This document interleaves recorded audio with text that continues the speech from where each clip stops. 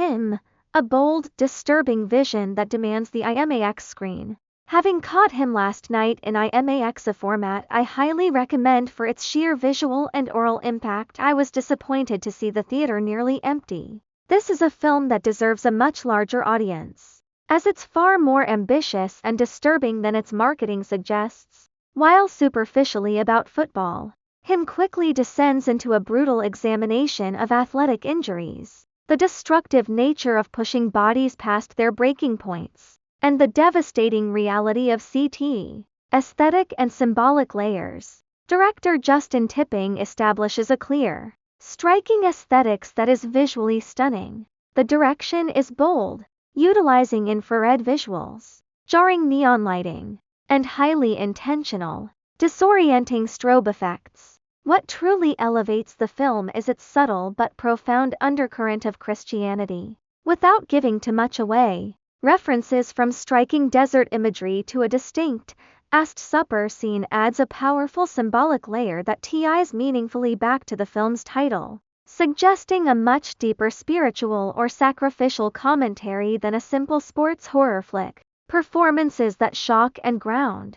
The film is anchored by two phenomenal performances. Marlon Wayans delivers one of the best performances of his career, completely blowing me away. I've never seen him tackle a role with such raw menace.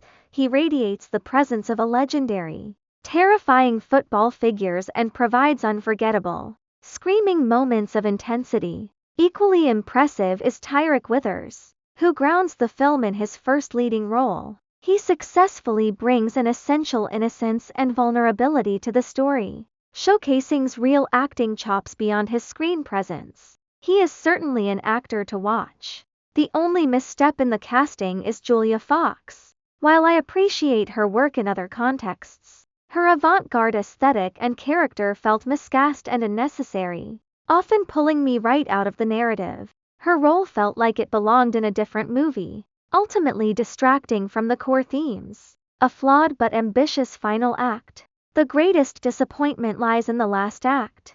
The script struggles here, choosing a strange narrative direction instead of leaning fully into the psychological horror and the question of what is real versus imagined. This was a missed opportunity to fully explore the devastating psychological toll of brain trauma, and the script overall felt weak in certain areas, particularly in the depths of some monologues. Despite these issues, Him is a bold, disturbing, and beautifully shot film. It may leave audiences conflicted about its final message, but it is far more ambitious than its current 32% Rotten Tomatoes score suggests. I find myself in the minority, but for me, this is a solid 7/10, a thrilling, an uncomfortable, and visually memorable experience that is definitely worth seeing, especially on the largest screen available.